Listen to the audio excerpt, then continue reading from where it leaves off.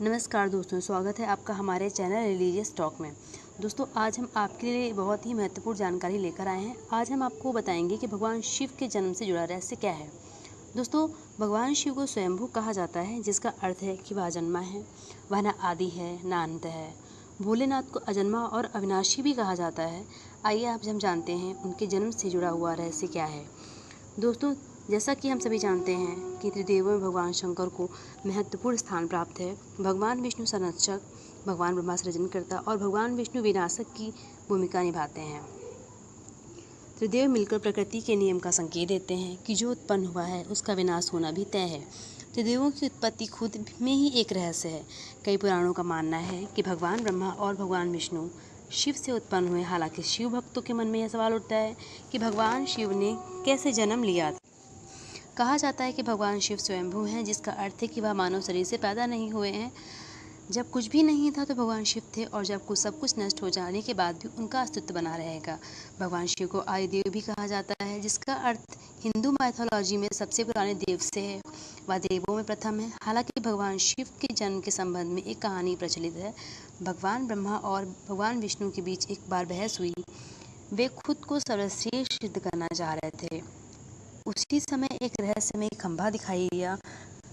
खंभे का ओर छोर दिख ही नहीं रहा था। भगवान ब्रह्मा और विष्णु को एक आवाज़ सुनाई दी और उन्हें एक दूसरे से मुकाबला करने की चुनौती दी गई। उन्हें खंभे का पहला और आखिरी छोर ढूंढने के लिए कहा गया था। भगवान ब्रह्मा ने तुरंत एक पक्षी का स्वरूप धारण किया और खंभे के ऊपरी हिस्से की खोज में निकल पड़े।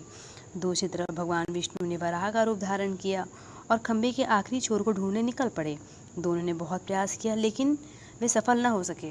जब उन्होंने हार मान ली तो उन्होंने भगवान शिव को इंतजार करते हुए पाया। तब उन्हें यह एहसास हुआ कि ब्रह्मांड को एक सर्वोच्च शक्ति चला रही है, जो भगवान शिव ही हैं। खंभा प्रतीक रूप में भगवान शिव के कभी न खत्म होने वाले स्वरूप को दर्शाता है। भगवान शिव के जन्म के विषय में इस कथा के अलावा भी और भी कई कथाएं हैं। दरअसल शिव के 11 अवतार माने जाते हैं। इन अवतारों की कथाओं में रुद्रावतार की कथा काफ़ी प्रचलित है। कूर्म पुराण के अनुसार जब सृष्टि को उत्पन्न करने में ब्रह्मा जी को कठिनाई होने लगी तो वह रोने लगे। ब्रह्मा जी के रोने से भूत प्रेतों का जन्म हुआ और मुख से रुद्र उत्पन्न हुआ। रुद्र भगवान शिव का अंश और भूत प्रेत उनके गण यानी सेवक माने जाते हैं।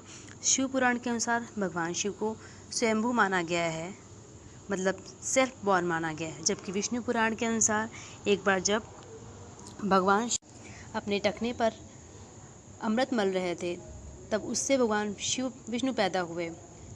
जबकि विष्णु पुराण के अनुसार शिव भगवान विष्णु के माथे के तेज से उत्पन्न बताए गए हैं। इस प्रकार भगवान शिव के जन्म के बारे में अनेक मत हैं। दोस्तों, उम्मीद है कि आपको यह जानकारी भगवान शिव से जुड़ी जानकारी